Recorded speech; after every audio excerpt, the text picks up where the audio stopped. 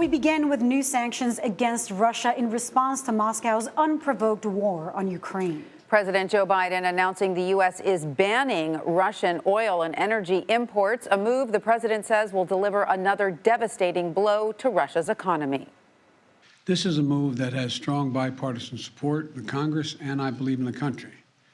Americans have rallied to support their Ukrainian people and made it clear we will not be part of subsidizing Putin's war.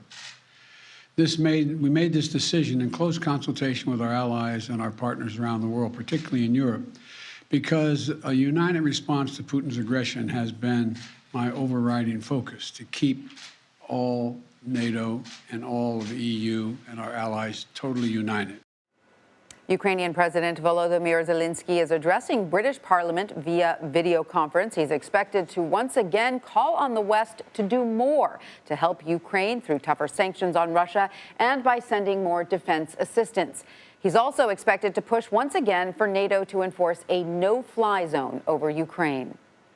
Russian forces continue their reckless and random shelling across Ukraine. So far, the United Nations says there are more than 1,300 civilians killed or injured.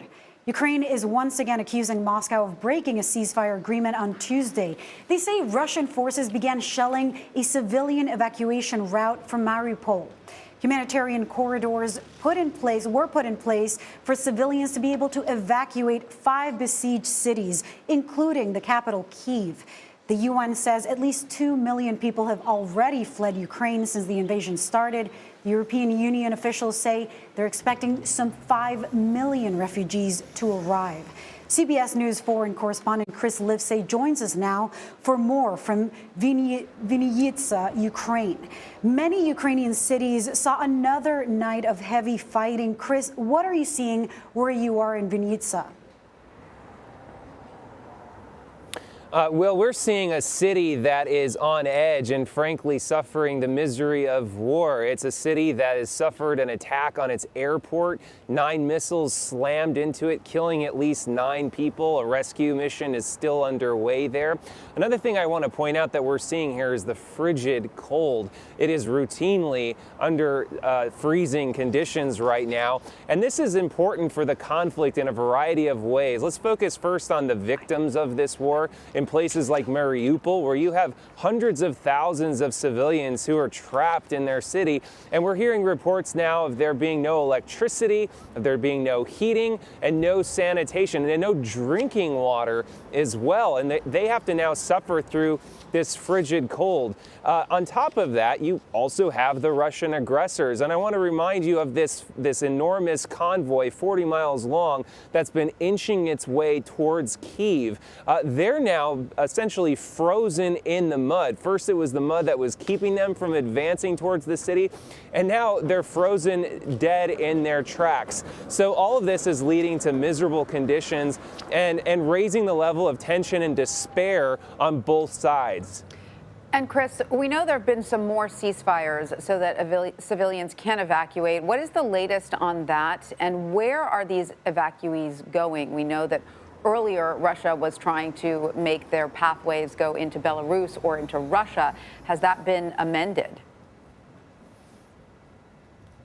Well, the Ukrainians have said that's absolutely not going to happen. Sending their own people into harm's way, as they see it, into Russia, which is attacking them, or into Belarus, which has been facilitating those attacks, would be immoral in their own words. So they've been making efforts to send buses into cities like Sumy in the Far East and into Mariupol, that strategic port city in the south. But the ceasefires that you mentioned were limited to begin with, and we just keep hearing more and more reports of how they're failing over and over again.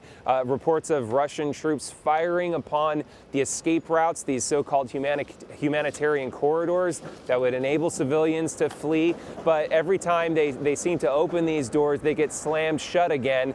We're hearing reports of some of the pathways that they're supposed to be following to escape receiving fire. Some of them even have landmines. We keep hearing more and more reports, and we'll continue to update you on that. But for the time being, very little progress has been made in getting these civilians to safety. All right, Chris Livesay in Vinnytsia, Ukraine. Thank you so much for joining us, and stay safe.